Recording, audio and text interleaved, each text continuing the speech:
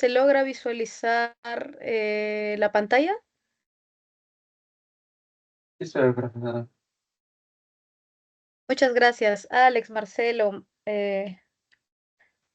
perdón, estoy con el ojo. Max, Alex, Marcelo, Yasuri, Gerson, Raúl, Alessandra, ¿qué tal? ¿Cómo están, chicos?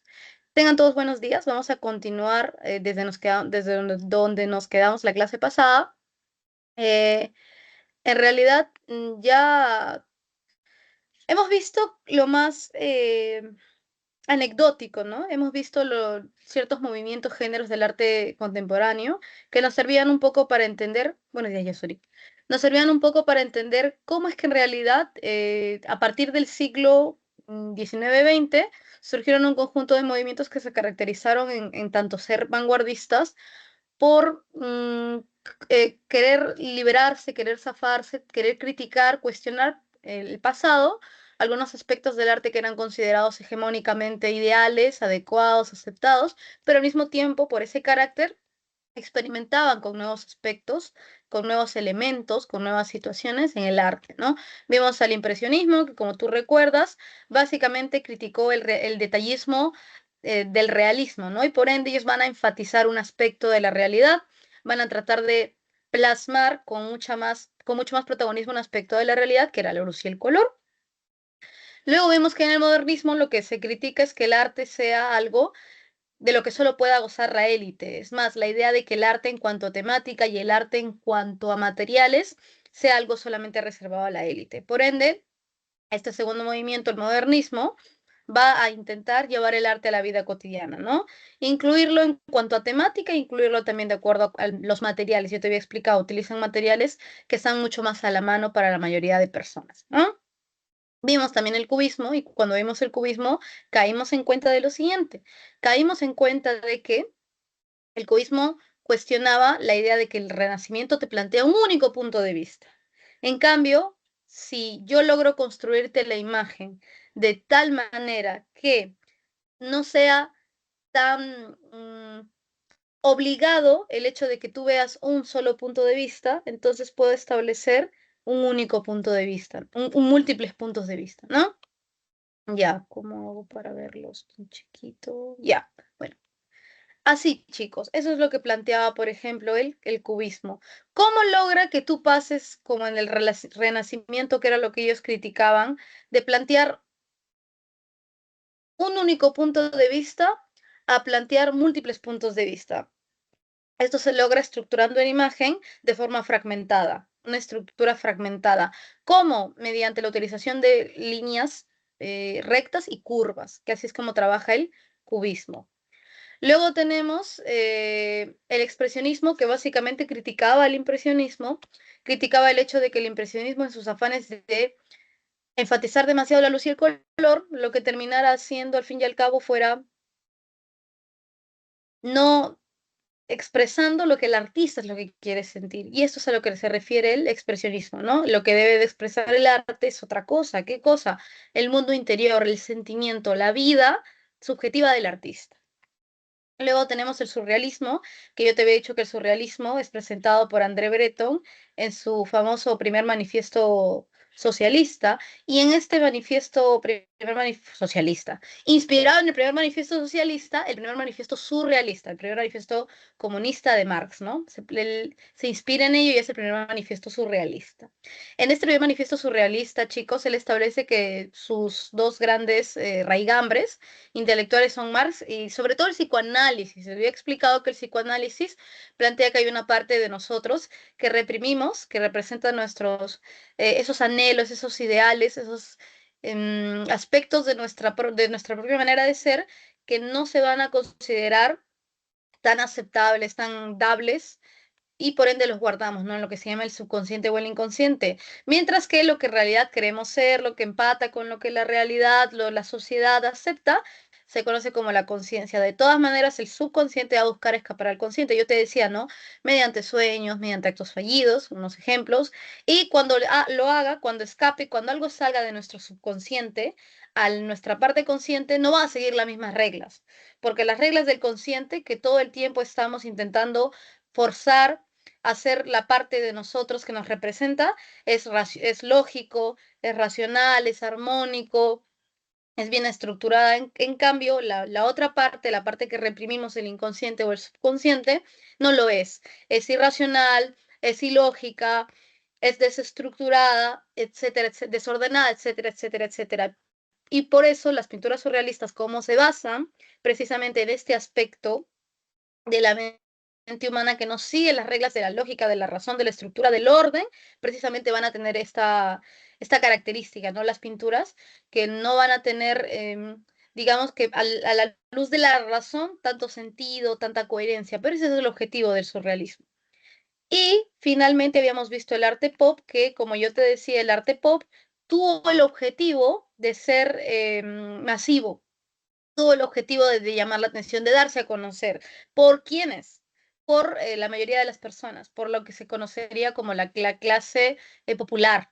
Por ende es arte pop, porque si yo quiero que mi obra se dé a conocer, tenga gran llegada, gran alcance a la mayoría de la población, contrariamente a lo que pensaban los críticos de arte en el pasado, que esto es lo que critica el arte pop, que el arte solamente está reservado para ciertos lugares, para ciertos tipos de personas, para cierto tipo de clases.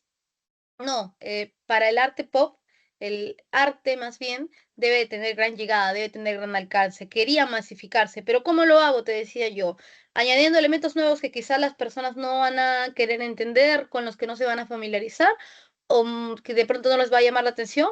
Quizá más bien la vía esté por otro lado, ¿no? Quizás esté por más bien ya añadir elementos que sean parte del el día a día de las personas, que a las personas les guste, que sean populares para ellas. Entonces, de ahí nace de la inclusión del arte pop en temas, símbolos del interés del imaginario popular, del imaginario colectivo. Como el ejemplo que yo te ponía, ¿no? Utilizar latas de sopa Campbell, que, bueno, eran bastante conocidas para el común estadounidense, porque esto surge en Gran Bretaña y Estados Unidos, o la inclusión de cierto tipo de símbolos que eran muy populares, muy conocidos, pero no eran propio del arte, ¿no? Como por ejemplo los cómics, ¿no? Figuras, esta grafía propia de los cómics. Ya. Ahora, nos habíamos quedado, chicos, en apreciación crítica del arte. Más o menos, creo que lo habíamos visto así de refilón. Vamos a comenzar desde aquí, chicos. Si alguien tiene alguna duda o una pregunta, ya saben ustedes que nada más me dicen, profesora, vuelve a explicar, profesora, deténgase ahí, porque hemos visto rápidamente lo que ya la vez pasada hemos tratado. Ya lo conocemos, ya lo tenemos claro, lo hemos visto en toda una hora. Ahora vamos a continuar con otra parte que ya es un poquitito más filosófica como tal. Entonces, bueno, esta no, la que sigue. Entonces, son libres de decirme, profesora, vuelvo a explicar, profesora, aclare este punto, etcétera. No son libres de hacerlo, chicos. Ya, vamos a comenzar. Vamos a comenzar. Cuando hablamos de apreciación crítica del arte, hablamos en realidad de la labor de la crítica, porque se considera, chicos, que la crítica es la que está capacitada para realizar esta labor. Digamos que por lo que yo te he explicado en la clase pasada, ¿qué implica analizar una obra de arte? ¿Te acuerdas que eso lo vimos? Bueno, pues analizar una obra de arte básicamente implica ser capaz de,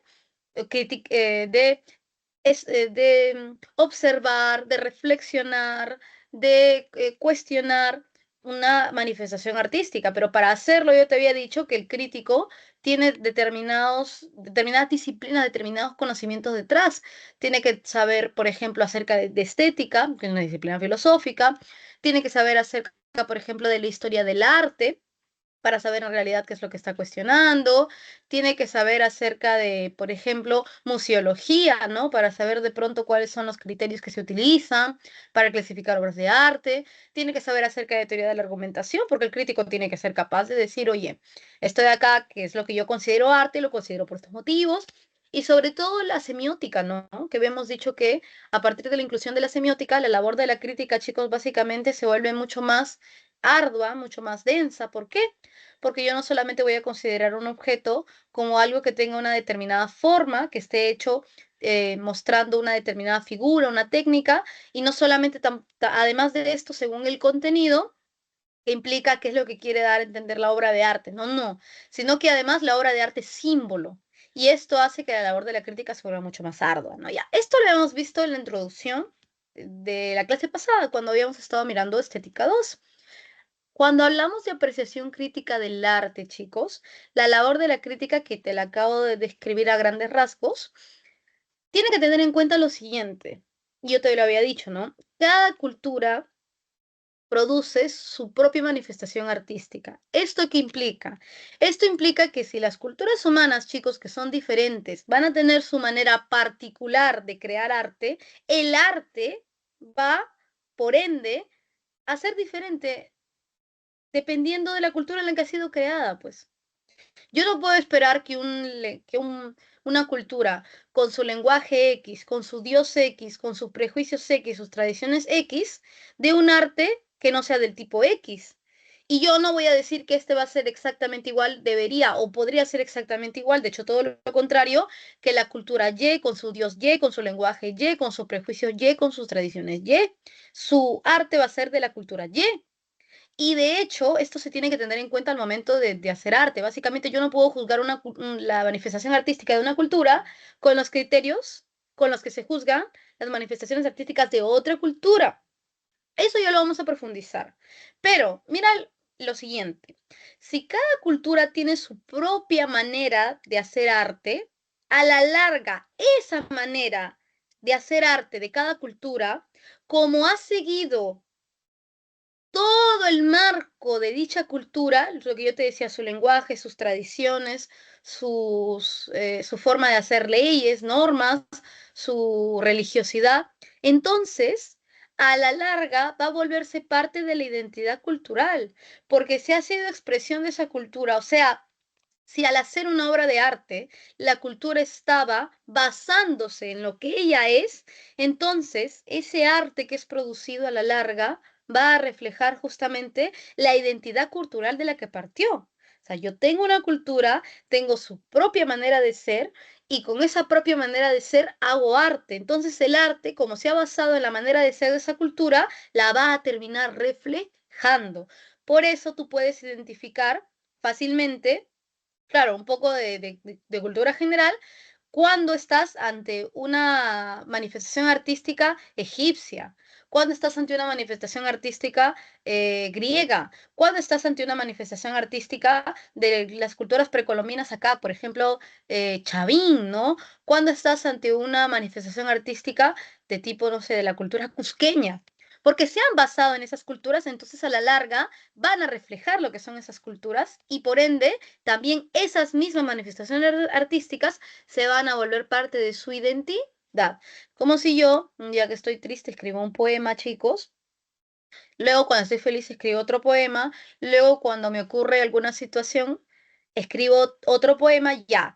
Esos poemas han sido manifestaciones mías, o sea, yo los he hecho desde lo que yo soy, pero a la larga, precisamente por este motivo, cuando yo vea esos poemas me voy a dar cuenta de que tienen algo que es mío y que como yo soy una persona particular, individual e irrepetible en toda mi complejidad, van a diferenciarse del estilo, la forma, la figura, la intención del tipo de poema que haga otra persona. Ya algo así ocurre con cada cultura y con el arte. La crítica, chicos, teniendo en cuenta esto que yo te acabo de decir, ha solido cuestionar o ha solido valorar las manifestaciones artísticas dentro de cada marco, ¿no? Es lo que debería de hacer, de hecho, la labor crítica. ¿Cómo lo ha hecho? Primero dividiendo aquellas manifestaciones artísticas que considera bellas artes y aquellas manifestaciones artísticas que considera artes técnicas. Profesora, ¿cuál es la diferencia y por qué la crítica al momento de hacer valoración acerca de las manifestaciones artísticas de cada cultura, que son diferentes, que van a reflejar lo que cada cultura es, porque la cultura se ha basado en ella para hacerlas? La crítica las decide dividir en bellas artes y artes técnicas. ¿Por qué hace esto? Chicos, porque supuestamente la finalidad de una es diferente de la otra. En ambas reside lo bello. O sea, eso no se va a cuestionar. Para que algo sea arte, tiene que contener lo bello. Ya. Sin embargo, la diferencia está en lo siguiente, chicos. Las bellas artes tienen por objetivo simplemente que se aprecie, que se trasluzca la idea de belleza. Punto. En cambio, las artes técnicas tienen por objetivo servir para otra cosa. Ahora, el hecho de que sean útiles, el hecho de que tengan algún tipo de posibilidad de ser instrumentalizadas, o sea, ser usadas como instrumentos, no quiere decir que no contengan la idea de lo bello. Entonces, si bien han sido creadas las artes técnicas con el objetivo de servir de herramientas, por su propia manera de ser elaboradas, van a contener también una idea de bello, ¿no? Van a poder ser consideradas bellas. Ejemplos de bellas artes, ¿no? Estas que la cultura crea simplemente para apreciarlas: pintura, literatura, música, escultura, etcétera, ¿no? Ejemplos de artes técnicas: muebles, fabricación de herramientas, diseño de jarrones, etcétera, ¿no? Por ejemplo, el arte de los jardines, ¿no? Yo lo consideraría más un arte técnica porque quiero adornar, por ejemplo, mi casa o un determinado lugar. Ya. Ahora, así es como la crítica ha solido dividir al momento de cuestionar las diferentes manifestaciones artísticas, ¿no? ¿Cuáles solamente querían ser valoradas por ellas mismas? Bellas artes.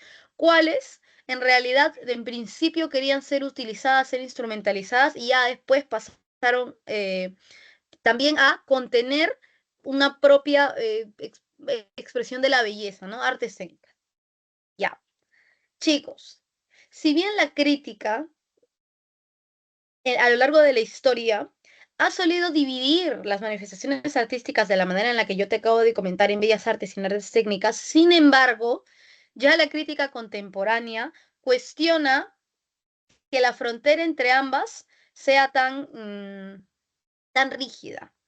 Hoy en día, la crítica se atreve a señalar que una bella arte puede volverse un arte técnica y que un arte técnica puede volverse bella arte, o pueden ser ambas al mismo tiempo, o puede ser que una haya surgido con un objetivo y se vuelva o adquiera más sentido que se use con el otro objetivo. Ejemplo, yo tengo una bella arte, ¿no? Por ejemplo, chicos, tengo una composición musical. Un día soy, imagínate, ¿no? Una sacerdotisa y entro en trance y compongo una canción, tú sabes que la poesía y la música nacen juntas, después se separan, compongo, ¿no? Un poema cantado y ese poema cantado, pues cuando lo escucha quien esté participando, ¿no? De ese ritual, va a considerar que, bueno, es hermoso, ¿no? Ya. Este poema nace como bella arte, solo tiene el objetivo de ser apreciado por su estética, por su belleza, ya. Imagínate que otro día, un día más o menos lejano, ese templo en el que yo estoy residiendo, en el que yo ejerzo mi labor de sacerdotisa, es invadido por conquistadores extranjeros y entonces debe ser defendido por los guardias. Los guardias están un poco desanimados por la cantidad de oponentes, por la cantidad de invasores y están pensando cómo replegarse, ¿no? Cómo rendirse para que no nos dañen a las sacerdotisas, para que haya pocas bajas, etcétera. Y uno de mis, vamos a decirle así, compañeros, colegas, lo que diríamos ahora, otro sacerdote, viene y me dice, pero aquella vez que entraste en trance y cantaste esa canción, el mensaje que daba a entender esa canción, que era muy bella, era acerca del amor que le tenemos a nuestros dioses, ¿no? Y cómo debemos de anteponerlos por encima de todas las cosas, por encima del miedo, por encima de la finitud, incluso del propio cuerpo humano para trascender, ¿no? Canta, vuelve a cantar esa canción, cántala de nuevo. Y claro, porque en esa época todo dependía de la memoria, ¿no? Estábamos en una época donde los mensajes se transmitían de generación en generación, ¿no? Entonces me dice, vuélvela a cantar. Y yo vuelvo a cantar esa canción, ese poema cantado, y al escucharlo, los soldados se infunden de valor y deciden que no pueden negociar con los invasores. Entonces van a proteger el templo, pase lo que pase. Y de hecho, la canción les infunden dando valor que logran proteger el templo el suficiente tiempo como para que lleguen refuerzos desde la ciudad, ¿no? El templo está un poco alejado. Por ende, si bien este canto nació como una bella arte, o sea, el único objetivo era ser apreciado y nada más, se volvió casi un instrumento, porque quizá de aquí a unos años, y de hecho ocurre, fragmentos de este canto van a servir para construir principios acerca de guerra, ¿no? Cómo infundir valor acerca de guerra. ¿Cómo? Por ejemplo, sabiendo qué tipo de palabras decir. E inclusive, cuando algunos militares quieran que sus soldados puedan mantener la calma, van a hacer que alguien les cante esta canción o van a escuchar ellos esta canción. Entonces ahí tenemos el ejemplo de una bella arte que nació con el único objetivo, chicos, de ser apreciado y básicamente adquirió una utilidad, se instrumentalizó, se usó para otra cosa, en este caso para infundir valor a los guerreros, ¿no? Tendríamos este caso. Ahora, ¿un arte técnica también se puede volver una bella arte? Sí, acá tenemos el ejemplo de la cerámica chimú, ¿no? Obviamente esto era una herramienta.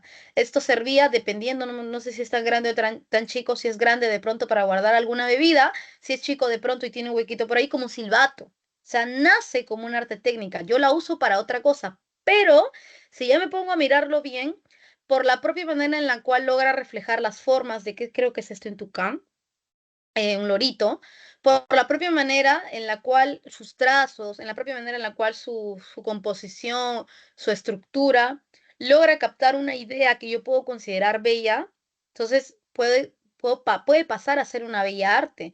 Yo ya no lo quiero ni utilizar para guardar algo, yo no lo quiero utilizar para silbar, lo voy a utilizar simplemente para apreciarlo, ¿no? Para decorar mi sala. Otro ejemplo, ¿no? De un arte técnica, una bella arte mucho más rimbombante sería el siguiente, ¿no? Imagínate que un gran conquistador del antiguo Perú, imagínate un inca, decide celebrar una gran victoria sobre los chancas, yo no sé, mandando a realizar unas 12 vasijas, ¿no? Unas 10 vasijas, 10 copas, el equivalente a copas, ¿no? Le pide al artesano que las haga. Y el artesano le dice, ¿cómo las hago?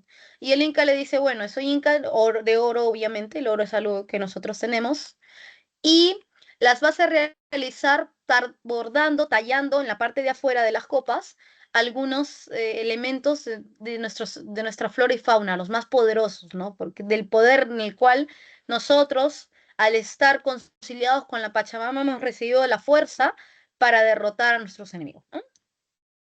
Entonces, yo lo diseñé con un objetivo, como Inca, ¿no? Lo mandé a diseñar con un objetivo. El objetivo era usar esta vasija, este contenedor, este recipiente para tomarlo. Sin embargo, chicos, cuando me los traen, yo los utilizo en la ceremonia, tomo en ellos, feliz, ya. Pero después me doy cuenta de que el trabajo del artesano, chicos, ha sido extraordinario. De hecho, ha sido tan extraordinario que ya me da pena tomar en esas copas.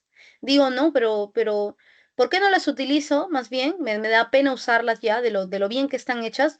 ¿Por qué no las utilizo más bien para adornar mi entrada? El día en que yo vaya, regrese a la parte más alta, ¿no? De las tres partes en las que se organiza todo el universo. Quiero irme con estas copas, ¿no? Porque tienen una forma, una composición bella, son bellas. Ya no las voy a usar. Entonces pasó de ser arte técnica a ser bella arte. Entonces, chicos, nos damos cuenta de que sí, la frontera entre la una y la otra puede ser muchas veces casi indistinguible, ¿no? Puede ser muchas veces que se diluya fácilmente, ¿no? Que cambie fácilmente. Ahora, si bien es cierto, chicos, como les acabo de explicar, como acabamos de ver, la crítica hoy en día cuestiona la división que hay entre bellas artes y las artes técnicas. La misma crítica, normalmente se ha centrado en criticar nada más las bellas artes. Eso es como lo ha hecho en el pasado, así es como ella lo ha hecho, ¿no? Hoy en día se considera que ambas tienen un similar peso, un similar sentido.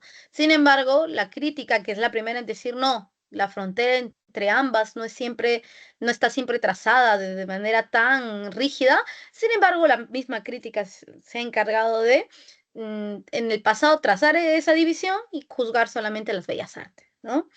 Ahora, ¿cómo es que el crítico realiza esta labor? ¿Cómo es que el crítico, sea bella arte o sea arte técnica, suele evaluar, criticar una obra de arte? Bueno, chicos, toma en cuenta dos aspectos, ¿no? La forma y el contenido. La forma sí, porque toda pieza de arte está elaborada siguiendo trazos, siguiendo una estructura, siguiendo una técnica, siguiendo un determinado, de una determinada figura de base, un determinado componente, un determinado material. Entonces, básicamente la forma se refiere a cómo se muestra en todo caso la belleza. Sin embargo, el contenido ya muestra la belleza en sí. O sea, el contenido se refiere a qué es lo que me quiere transmitir la obra de arte, qué significado guarda. Y claro, ahora podemos hablar de significado porque consideramos que el arte es símbolo. Y tú me dirás, profesora, wow, si el crítico de arte tiene en cuenta lo que nos acaba de explicar y hoy en día hace este análisis de la manifestación artística de cada cultura, de las bellas artes y de las artes técnicas, me imagino que va a emitir un juicio bien fundamentado, basado puramente en el objeto, un juicio de tipo objetivo. No, chicos, la crítica, el crítico, inclusive teniendo todos estos aspectos, bien estudiados y bien considerados, realmente emite juicios de tipo subjetivos. Sigue siendo una persona, sigue siendo un sujeto que está presto a tener prejuicios, a tener preferencias, a tener sus reparos, etcétera, etcétera. Profesora, entonces hay dos formas de juzgar, ¿no? La forma de juzgar o la forma de considerar que la belleza reside subjetiva u objetivamente en algo. Sí, porque aparte de los juicios subjetivos que emite el artista, el crítico de arte, perdón, también hay juicios de tipo objetivos. ¿Cómo así, profesora? Ah, ya. Vamos a ver las teorías acerca de la belleza, chicos. Ustedes saben que la belleza es el problema principal de la estética. Y de hecho, la estética va a preguntarse en el fondo, mediante el arte también, ¿qué es la belleza? Yo digo que el arte contiene la belleza, pero tendría que preguntarme qué es la belleza. Ahora, otra pregunta que se hace la estética viene a ser la siguiente, que es parecida a la que nos hacíamos en axiología. Oye, cuando yo digo que algo es bello, ¿en qué reside la belleza? Reside, como diría la frase, ¿no? En los ojos de quien ve, o la verdad es que reside en el objeto mismo. Y aquí es donde hablamos de dos teorías acerca de la belleza.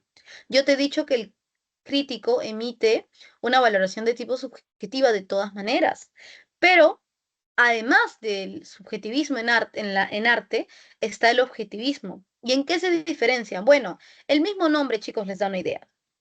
Yo digo que la belleza es de tipo subjetiva cuando algo es bello en la medida en que el sujeto decide que sea bello. En cambio, yo digo que la belleza es objetiva en la medida en que, independientemente de que el sujeto así lo quiera o no lo quiera, el objeto mismo porta, guarda la idea de belleza por la propia forma en la que está hecho. Entonces, estas son las dos teorías acerca de la belleza, chicos. La teoría subjetivista dice, no, cuando yo digo que algo es bello, si me agrada es bello, si me desagrada no es bello. Entonces, en el subjetivismo el que decide es el sujeto. Si el sujeto quiere considerar algo bello, si el sujeto no quiere, algo es considerado no bello. Entonces, todo está dentro del criterio del hombre. El hombre elige que algo sea o no sea bello. En cambio, cuando hablamos de teoría objetivista, hablamos de que la belleza ya está en las cualidades que componen al objeto y que el sujeto no decide, pues. Yo como sujeto no elijo la forma que tiene, ya la tiene. Yo como sujeto no elijo la estructura, las partes que tiene. Yo como sujeto no elijo su color. Yo como sujeto no elijo la simetría que él ya posee, etcétera, etcétera, etcétera. Entonces, según la teoría objetivista, la belleza reside, subyace, ya se encuentra en el objeto. El sujeto solamente reconoce que en efecto está ahí, de acuerdo a las cualidades que ya tiene el propio objeto. Chicos, ¿esto se entendió o alguno tiene alguna duda? Gracias, Marcelo. Gracias, Max. Sí, yo tengo una duda. Dime, Gerson. Cuando dice que el hombre decide si es bello o no, ¿habla del proceso de creación o ya cuando ya está hecho el ahora? Muy bien, Gerson. En realidad se habla ya al momento de criticar, de cuestionar la obra de arte, porque la belleza, claro, es algo que se encuentra en el objeto, pero se encuentra en el objeto ya hecho, ya acabado. Yo puedo tener una idea dentro de mí, una idea muy bella que se acerca a la belleza, pero cuando yo haré arte, cuando yo la sepa plasmar en algo, o sea, es la cosa a la que el sujeto le transfiere esa cualidad, esa propiedad. Ejemplo, yo me veo asombrada por la perfección, entre comillas, del cuerpo humano y decido entonces hacer una gran estatua que tenga las formas ideales del cuerpo humano, ideales. O sea, tú sabes que las figuras del cuerpo humano pueden ser trazadas por partes, ¿no? Nosotros somos, creo, 7 cabezas, nosotros somos cierta cantidad de manos, nuestra mano tiene que poder, desde la punta de nuestro dedo y hasta nuestro codo tiene que poder tocar nuestro hombro. Esas son las formas ideales, ¿no? Entonces, yo puedo tener esa idea, pero yo quiero reflejar esa belleza del cuerpo humano. ¿Dónde la voy a hacer? En una estatua. Ya, es esa estatua la que por la manera en la que yo la he hecho, yo la he trazado, yo la he esculpido, ¿va o no va a tener belleza? Yo juzgo manifestaciones artísticas, Gerson. Yo no juzgo el proceso de construcción, yo no juzgo lo que se pensó antes, no. Yo juzgo el producto acabado. Eso es arte, ¿no?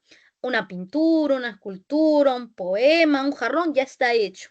Ahora, tu pregunta nos permite plantear otra cosa.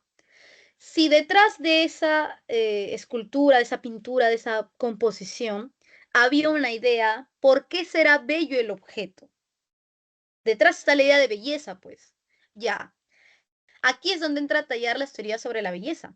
El subjetivista va a decir, ya, aquí hay un objeto que ya está acabado, una manifestación artística. Todo depende, yo voy a decir que es bello, yo como aquel que lo vea, si me agrada o me desagrada, punto. Puede gustarle mucho a su autor, obviamente, ¿no? Porque el autor es el autor. Pero las personas, cuando lo veamos, nos vamos a basar en si nos agrada a nosotros o nos desagrada, punto. Y claro, ahí es cuando entramos a problemas, pues chicos, porque es subjetivo. Y si no nos ponemos de acuerdo, y si a mí me agrada y por eso es bello, y si al otro le desagrada y por eso no es bello, la obra como tal, acabada. Ahí es donde entra el objetivismo. El objetivismo dice no. Si la persona que lo ha hecho lo ha compuesto, o sea, ha logrado plasmar en el objeto cierto tipo de principios que ya están en él, ahí no hay nada que discutir. Yo no puedo discutir el color que tiene, yo no puedo discutir la estructura que tiene, yo no puedo discutir si es simétrico o no simétrico, yo no puedo discutir la forma que posee, yo no puedo discutir la manera de estar compuesto el material. Entonces, ahí es donde yo juzgo el objeto acabado y según el objetivismo, yo reconozco que por las cualidades, su forma, su color, su tamaño, su textura, es bello o si no tiene una adecuada forma, si no tiene una adecuada mezcla de colores, si no tiene una adecuada estructura y otros criterios, no es bello. Siempre hablamos de las obras acabadas, Gerson. Cuando el artista hace arte, en ese proceso, el trabajo del artista es básicamente ser capaz de plasmar la idea, la belleza con un significado, ¿no? Expresando algo, algún aspecto de la belleza. Pero ya lo que se juzga y se considera que puede ser juzgado de manera subjetiva o puede ser juzgado de manera objetiva, vendría a ser la manifestación, la obra ya acabada. Eso es lo que nosotros nada más juzgamos. Eso es lo que juzga el crítico, chicos. El crítico nunca se para y ve cómo, cuántos días le ha tomado al artista y cuál es la forma de curado. No, rara vez. Lo que hace el crítico es decir, ya, aquí está la obra acabada. ¿De qué depende que yo la considere bella? Algunos van a decir, tú emites juicios de tipo subjetivo. Si te agrada es bella, si no te agrada es fea. Y el objetivista va a decir, no. Si tú eres un crítico, tú tienes que reconocer las cualidades que están ya en la obra acabada. Por esas cualidades que están en la obra acabada, por las mismas cualidades, reconoces que es bello o no es bello. Muy bien, Gerson, creo que ya quedó claro, me lo dijiste. Chicos, vamos a continuar. Ahora, lo que acabamos de decir tiene un añadido más. Hay algo más que hay que considerar, chicos.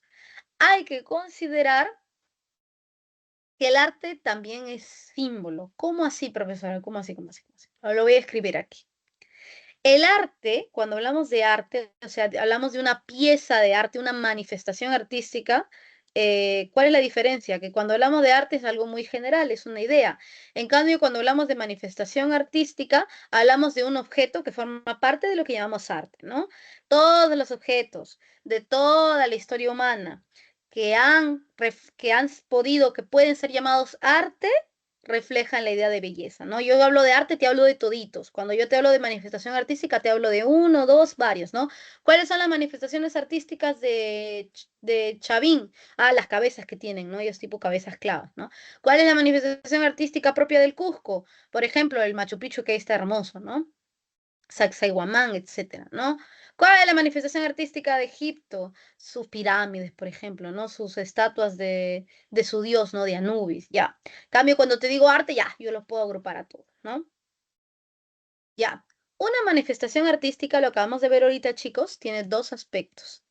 Tiene una forma, que básicamente la forma se refiere a la propia composición, la propia composición. ¿En qué sentido?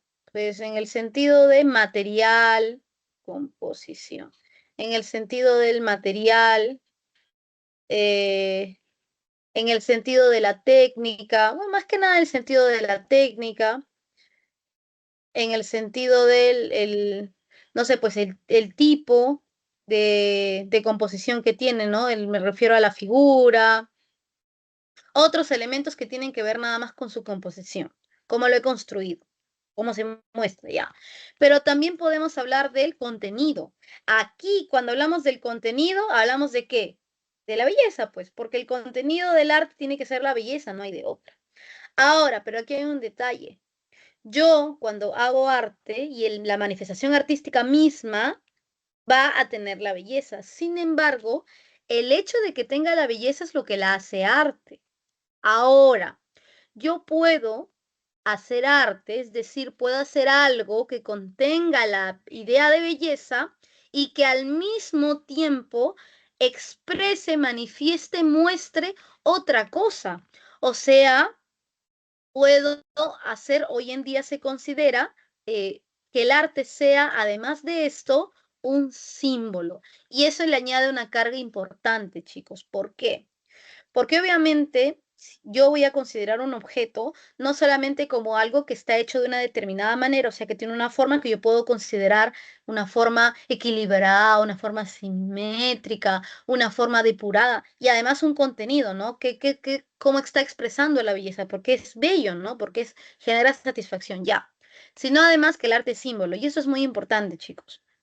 Porque hoy en día se considera que el arte es símbolo y qué implica considerar que el arte es símbolo. Hoy en día se considera que el arte es símbolo porque el arte, al igual que otros símbolos, chicos, tiene la propiedad de ser algo material que refiera, que manifieste, que contenga otra cosa. Eso es un símbolo. Ejemplo de un símbolo, por ejemplo, chicos, la cruz para el judeocristianismo. La cruz es un símbolo para el judeocristianismo porque en esa imagen, en esos dos palitos, se muestra, se intenta contener todo lo que significa el cristianismo. Entonces tú ves a alguien con una cruz y dices, allá, si es cristiano, cree en el amor al prójimo, creen que Dios es no solamente el principio, él literalmente es creador de todo el universo. Si tiene una cruz, eso implica que sigue a Jesucristo, por ende los valores de Jesucristo, cree en el perdón, cree en la salvación, o sea, todo el contenido puedes intentar ser guardado dentro de la cruz. Ya, por eso es un símbolo. Otro ejemplo, ¿no? Un símbolo de la unidad entre todas las naciones, no sé, por el símbolo de un planeta, ¿no? Para la ONU. Es un símbolo porque refleja las intenciones, los ideales, la historia, los precedentes de la formación de esa gran unión de naciones. Ya. ¿Por qué es importante que además de ser algo que tiene una forma y además de que tenga un contenido, sea un símbolo? El arte es símbolo porque refleja otra cosa y que refleje otra cosa añade una capa de complejidad al arte, chicos. ¿Por qué? Porque además de que el objeto artístico, como te lo he dicho, tiene una determinada técnica, figura, o sea, la forma, y guarda la belleza, es decir, tiene un contenido propio, que es lo bello, además es símbolo. ¿Qué implica? Que refiere a otra cosa, pues. Entonces, hoy se considera, chicos, que el artista, cuando crea arte al mismo tiempo que hace algo que tenga forma y contenido, pone al arte como un símbolo, o sea, traducción, el artista logra plasmar mediante la figura alguna otra cosa. Algo que esa figura, que ese contenido, que esa pieza artística intenta contener. Ejemplo, yo hago un poema acerca de el juicio final y ese poema obviamente tiene una determinada forma, ¿no? Tiene una métrica, tiene un determinado ritmo, una rima, eso sería parte de lo que se llama como forma. Tiene un contenido, el contenido es precisamente la belleza por la cual yo caracterizo a una obra de arte, en este caso un poema, como bello, ¿no? Es bello. Ya, pero además es símbolo. ¿Qué quiere decir? Que yo estoy intentando contener en un simple poemita, de pronto, todo el sentido cristiano, judío, de pronto cristiano católico, de lo que guarda el juicio final. Toda la desesperación, toda la idea del pecado, de la caída del hombre, del perdón, todo lo estoy tratando de contener dentro del poema, de tal manera que la persona cuando lee ese poema no solamente se fije en la rima, el ritmo, no solamente se fije en que es bello, sino que además se fije en qué cosa es lo que estoy tratando de transmitir. Estoy tratando de transmitir otra cosa, que ese poema puede intentar contener, pero no lo logra contener. Ejemplo, una vez más, chicos, un corazón. Imagínate que alguien, no sé, están en una fiesta y en esa fiesta, se utiliza la excusa de que si alguien te gusta puedes hacerle un corazoncito y se ponen a bailar, ¿no? Y de hecho el corazoncito ya tiene un sentido, ¿no? Entonces viene una persona y ve a otra y le hacen símbolo de corazoncito. Claro, esto es literalmente una cosa, un corazoncito, se puede ver, pero no es nada por sí misma. Esto de acá es algo, yo lo considero algo, porque muestra, porque manifiesta otra cosa. Manifiesta que esa persona te gusta, manifiesta o trata de contener el que esa persona te agrada, que quieres pasar rato con esa persona, en este contexto que quieres bailar con ella. Entonces, chicos, el arte sea símbolo implica que va a intentar contener otra idea, que va a intentar contener otra cosa. Claro, yo a la persona que me gusta le muestro un corazón y no es que me haya arrancado los sentimientos y los haya puesto aquí. No, es que esto representa el sentimiento que yo tengo. Entonces, que hoy en día consideremos, chicos, al arte como símbolo implica que el artista ha usado, por así decirlo, la manifestación artística, su creación, para meter un mensaje. Así como el cristianismo usa la cruz para, por medio de la cruz, reflejar todo el sentido de su religión, yo utilizo el corazón para reflejar todo el sentido de mi amor. El artista utiliza su manifestación artística para reflejar todo el sentido de lo que sea que él quiera reflejar por medio de su obra de arte. Chicos, ¿esto se entendió? Es un poquitito complejo. ¿O alguien tiene alguna duda?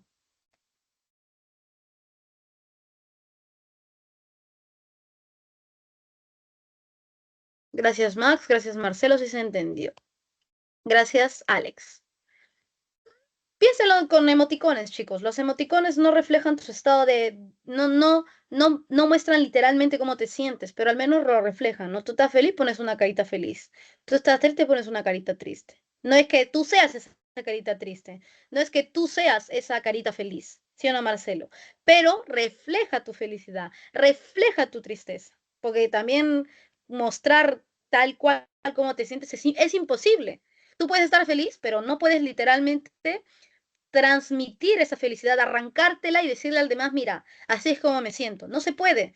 Pero si quieres manifestarle en que estás feliz, una carita feliz, le envías por mensaje y ya está. Ah, está feliz. ¿Hasta qué nivel, hasta qué grado? No sabremos, pero lo refleja. Ya, el arte hoy en día refleja otra cosa. Por eso es símbolo. Un símbolo es una realidad material que intenta contener, que intenta reflejar otra cosa. Ya. Ahora, ¿qué es lo que yo trato de simbolizar con el arte? Y aquí es donde entran a tallar estos tres autores. Para Cassirer, chicos, el arte es un sistema, es un símbolo porque forma parte dentro de los grandes sistemas de símbolos que el hombre ha creado. Hemos visto a Cassirer, chicos, cuando hemos hablado de antropología. Cassirer considera, acá te lo voy a escribir en el chat, que el hombre es un animal simbólico.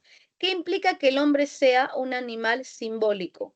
Básicamente, chicos, que para Cassirer, el hombre ve al mundo y no puede aceptar, no puede contentarse con que el mundo no tenga sentido. Y entonces, si el mundo no tiene sentido, pero yo como ser humano necesito un sentido en las cosas para poder satisfacer mi anhelo, mi set de sentido, de significado, entonces yo pongo un significado a las cosas como mediante un símbolo. Ahí está. Entonces, para Cassirer, como el hombre es un animal simbólico, pero las cosas no tienen, es decir, busca un significado, pero las cosas en sí mismas no tienen un significado, las cosas en sí mismas, el mundo no tiene ningún sentido, entonces yo le añado, le pongo a las cosas un sentido más allá del que las cosas tienen. Ejemplo, una montaña, que literalmente es un conjunto de rocas, no tiene ningún sentido que no sea un conjunto de rocas, una montaña. Roca pulverizada, pero roca. Entonces, el hombre, dice Cassirer, crea grandes sistemas de símbolos y mediante estos grandes, que te lo estoy escribiendo aquí también, estos grandes sistemas de símbolos, el hombre es capaz de añadir ese sentido que no tienen pues, las cosas mismas. ¿Cuáles son esos sistemas de símbolos, chicos? Esos sistemas de símbolos son, por ejemplo, la ciencia, por ejemplo, el lenguaje, por ejemplo, el mito, por ejemplo, la religión, por ejemplo, algunos lo ponen aparte, yo no lo pongo aparte, la música, y otro sistema de símbolos es el arte. Entonces, yo estoy ante una montaña, yo no simplemente veo rocas, yo le añado el sistema de símbolo de la ciencia. Entonces digo, este es un objeto de tipo geográfico que forma parte de el tipo de conocimientos que yo llamo geografía, y la geografía al mismo tiempo forma partes de otro tipo de sistemas de conocimiento. Yo le añado más que lo que un simple conjunto de rocas. Otro, estoy ante una montaña y esta montaña yo considero que es diferente a otras montañas, que tiene algo especial. No lo tiene, yo sí lo voy a hacer que lo tenga. Como por ejemplo la nombro. Esta es la montaña San Jerónimo, por ejemplo. Ya no es cualquier otra montaña, tiene un sentido, está dedicada a San Jerónimo. Otro, el mito. Esta no es cualquier montaña. Esta montaña básicamente es el lugar en el cual reside una deidad del antiguo Perú. La religión, esta no es cualquier montaña, este es el camino que recorrió Jesucristo, guarda el sentido del camino que recorrió Jesucristo. Voy a dividirlo en 2 estaciones y arriba voy a poner 12 partes y arriba voy a poner un templo. No es una simple montaña. Ella representa el camino de Jesús hacia el Calvario. Y otro ejemplo vendría a ser el arte. Esta no es una simple montaña. Esta montaña es inspiración. Voy a pintarla, voy a retratarla y voy a hacer que esa montaña sea la musa para mi manifestación artística. Entonces, para Cassirer, chicos, lo que el arte hace, mediante el arte lo que hacemos, como con los otros sistemas de símbolos que hemos creado, es darle sentido, añadir un significado a las cosas. Para eso nos sirve el arte. Ahora, para Langer, que es una filósofa, Susan Langer, el arte también es símbolo, o sea, el arte expresa otra cosa. ¿Pero qué expresa? El arte para Langer expresa el mundo interior del artista. Yo, mediante el arte como artista, tengo que poder ser capaz de reflejar el estado, mis procesos internos al momento en el cual yo lo muestre. Entonces, cuando alguien vea mi obra de arte, lo que va a poder captar en mi obra de arte, qué cosa está simbolizando, la manera en la cual yo como artista me he estado sintiendo, cuál ha sido mi mundo, mi idea interior en ese momento.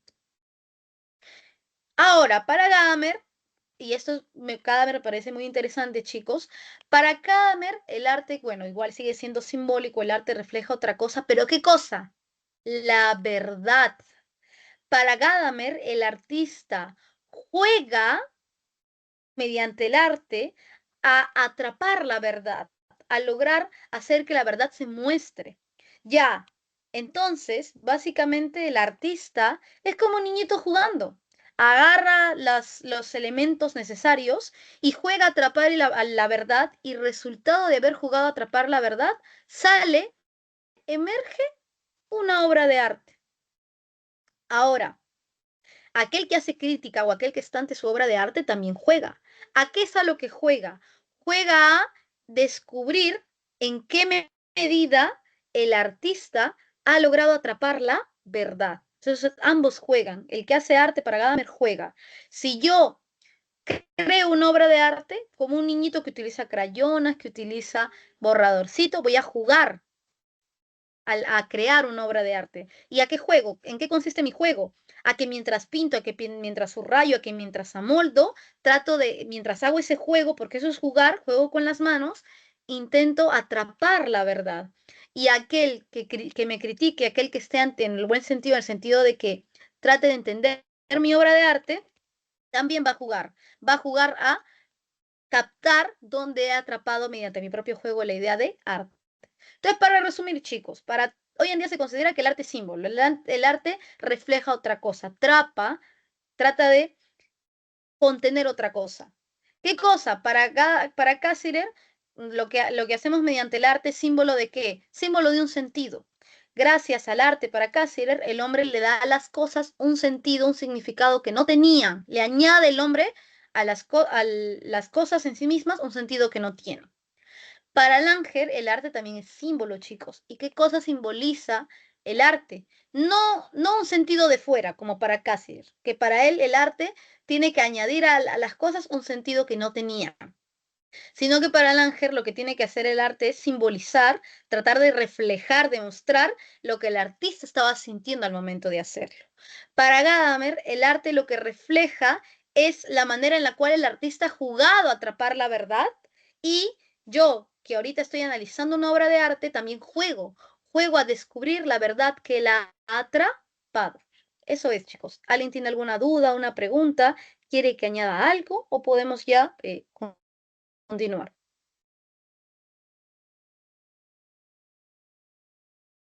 Gracias, Marcelo. Gracias, Yasuri, Max, Alex. Me hacen saber si tienen alguna duda, chicos, por favor. Ya. Vamos a acabar con esto, que en realidad, chicos, en realidad es mucho más sencillo de entender ya esta última parte, porque es algo que tiene lógica, ¿no? Imagínate que el artista creara sus manifestaciones sin tener en cuenta la cultura. Yo ya te lo he dicho que es imposible, porque si yo dijera, ¿no? No, el mundo, como está mi sociedad, yo no sé. Yo voy a crear arte nada más. Sin embargo, ¿yo qué sigo siendo? Yo sigo siendo producto de mi sociedad, producto de mi cultura, producto de mis circunstancias, de mi historia, de mi lenguaje.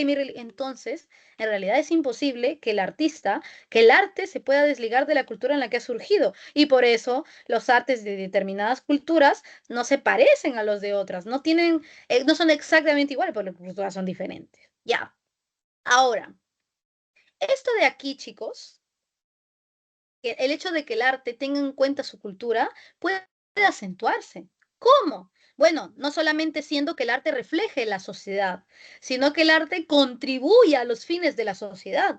Tú y yo sabemos que la sociedad tiene sus determinadas normas morales, tiene sus determinadas fines, tiene sus determinadas ramas, sus determinados ámbitos, su determinada religión. Entonces, se considera que el arte no es ajeno a ellas, chicos. El arte está profundamente relacionado con la sociedad y de hecho los artistas pueden intentar mediante el arte reflejar, preocuparse, ayudar, contribuir a todo lo que ocurre en su sociedad. Tenemos, por ejemplo, a Rafael Sanzio, esta primera pintura de la Escuela de Atenas. ¿Sabes por qué Rafael Sanzio probablemente lo hizo? Para inspirar, para reflejar los altos ideales educativos de la cultura griega. Entonces ahí había un objetivo detrás, revalorar esta pedagogía y de pronto inspirar a que los demás también estudien la cultura griega.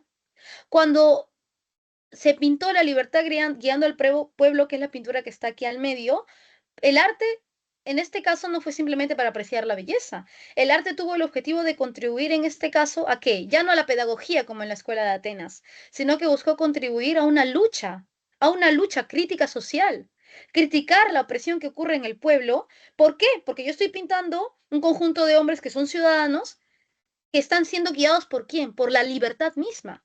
Entonces la libertad los está guiando, ellos, estoy manifestando que ellos son los que tienen el verdadero poder de determinar qué es la sociedad, no las autoridades, ellos.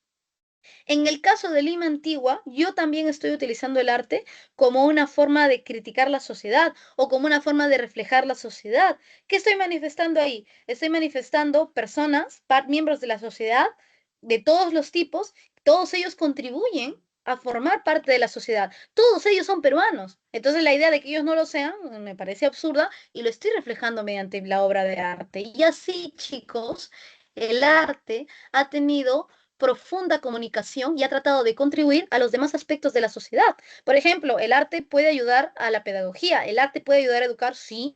Por ejemplo, Platón decía que la música tiene una función educadora. Y sí es cierto, chicos, la música, como decía Platón, puede contribuir a ayudar a cambiar los estados de ánimo. Estás triste, escuchas una música triste, lloras peor, pero a la larga te sientes más feliz. O escuchas una música alegrona y te olvidas por un momento de tu tristeza. Por ejemplo, Platón decía, oye, yo voy a formar una clase ciudadana, ¿sí o no? Y esa clase ciudadana debe de tener un estado de ánimo adecuado para poder ir a sus clases. Allá muéstrales la lira, muéstrales la cítara para elevar su estado de ánimo. ¿Y cuáles son aquellos tipos de instrumentos que más bien generan pasiones, emociones desbordadas? La flauta, quítala. Cuando queramos educar, probamos la flauta y intentemos darle más relevancia a la lira y a la cítara. Y ahí tenemos que el arte contribuye a formar ciudadanos. Por eso los griegos paraban calatos haciendo gimnasia, ¿no? Cuando filosofaban. Ya, el otro es el arte y su función moral, chicos. Aristóteles decía, oye, yo puedo utilizar el arte para enseñar buenas costumbres y prudencia, sí. Ejemplo, una mitología artística, Edipo Rey. Yo veo a Edipo Rey en una representación artística, en una obra de teatro, y me doy cuenta de que no puedo luchar contra el destino, que es injusto con la naturaleza humana y una falta de respeto hacia los dioses luchar contra el destino. Ahí está. Tolstoy también decía lo mismo, chicos. El arte tiene una función moral de enseñar costumbres, de enseñar valores, pero tienen que basarse en la religión, porque para Tolstoy la moral más elevada la trae la religión. ¿Ve? Y ahí tenemos ejemplo de cómo el arte contribuye a otros fines. El arte contribuye a enseñar para Platón, sí. Por ejemplo, la música. Enseña buena música para que contribuyas buenos estados de ánimo y prohíbe la mala música para evitar desencadenar pasiones. Y en el caso de la función moral, el arte puede enseñar valores, sí, para Aristóteles enseña buenas costumbres y prudencia. Dependiendo del tipo de arte, te enseña eso. Y para Tolstoy también enseña a que los humanos nos unamos, a que queramos seguir la moral que se nos impone. Ah, pero según criterios religiosos, porque para él la religión es la que más unidad de los seres humanos garantiza. Y el arte también puede ser usado como una forma de conocimiento, chicos. ¿El arte podrá guardar la verdad? Sí. ¿Te acuerdas que para Kant el imperativo hipotético y el imperativo categórico reflejaban aspectos del hombre que muchas veces entraban en conflicto? Porque el imperativo hipotético te recomendaba una acción como medio para lograr un fin. Y eso es muy seductor, pues. ¿Por qué quieres sacar buenas notas? Para que mis papás me den la play. Entonces mi voluntad me guía hacia una cosa por las consecuencias. Pero ¿te acuerdas que Kant impone el imperativo categórico? No, te mando y te obligo sin condición. ¿Por qué tienes que sacar buenas notas? Porque es tu obligación, punto. Entonces digamos que la voluntad y la razón como que se paran un poquitito peleando, como que una tiene que ser capaz de contener a la otra en la ética. Ya, esto no ocurre en la estética, chicos. Para Kant, cuando el hombre percibe en la estética lo bello, su razón y su voluntad coinciden. Lo que yo quiero hacer, lo que me nace, que es la voluntad, con mi razón, es decir, con lo que yo pienso que está bien hacer, que es correcto, que es bueno, que es bello, chocan. No es como en la ética que uno tiene que contener al otro. Mi voluntad me dice actúa porque quiero lograr algo y mi razón me dice no, haz las cosas simplemente porque es tu deber, no. Acá mi voluntad, lo que yo quiero, con mi razón, lo que yo debo coinciden, no se están peleando. Y para Heidegger es una forma de desvelar la verdad. Chicos, lo que pasa es que para Heidegger la verdad viene como que en el mundo viene como que cubierta. O sea, detrás de las cosas está la verdad para Heidegger, pero está como cubierta por un velo, como que tapada, y la tarea del filósofo es justamente desvelar. Ya, esto no se tiene que hacer en el arte. En el arte, ese velo que cubre la realidad no existe. Para él, por ende, el arte refleja la verdad en sí misma. Yo no tengo que quitar ni nada que esté encima. Y el arte como crítica social, chicos, esto es actual, esto es moderno, la idea de que yo puedo utilizar el arte como crítica a la moral y a la sociedad actual, sí. Y es muy actual, de hecho, en el siglo XIX y XX se propuso que el arte tiene que mostrar las condiciones reales de vida de manera crítica y motivar el cambio social. Ejemplo, mira esta pintura, El banquete de los ricos. Prácticamente es una crítica a cómo algunos en la sociedad, cuando se reparten las riquezas injustamente, tienen más, tienen en exceso, tienen de sobra, mientras que la mayoría pues está muriendo de hambre.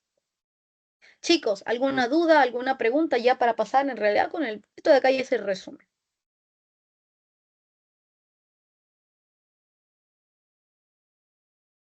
Gracias Marcelo, gracias Yasuri, gracias Gerson, gracias Alex, gracias Max. ¿Dónde estás, Alexandra? Ya, vamos a, perdón, vamos a ya acabar. Vamos a acabar, chicos. Básicamente, para resumir, cada sociedad tiene sus distintas maneras de ser, sus distintos códigos culturales y crea objetos que reflejan esa identidad. Cada uno debe ser juzgado por sus valores propios. Yo no voy a juzgar con los términos de Egipto a la cultura chavín, yo no voy a juzgar a la cultura chavín con los criterios con los que juzgo la cultura, qué sé yo, de la Edad Media, etcétera, etcétera. Esto es importante, chicos, porque como cada obra tiene su valor propio dentro de su propia cultura, puedo yo no juzgar a una con los términos de la otra y por ende darle a cada una el valor que tiene dentro de su marco. ¿Qué es lo que te quiero decir? Cada obra tiene su valor propio dentro de su propia cultura. No compares a una con los valores de la otra. Nada más. Y esto puede fomentar el diálogo intercultural. Yo no voy a decir esto es arte y esto no es arte, no. Todo es arte dentro de su propio ámbito cultural. Por ende va a haber un diálogo. Como todo es arte, no importa de la cultura que venga, va a haber un diálogo entre ellas. Incluso puedo fusionar dos elementos de varias culturas. Chicos, aquí están las claves. Tómenle captura, por favor, de pantalla a esto de aquí. Quito la pantalla en 3, 2, 1. Perfecto. Marcelo, cuídate mucho, cuídense mucho. Max, Yasuri, Alessandra, Alex, Gerson, cuídense mucho, chicos. Nos veríamos la siguiente clase.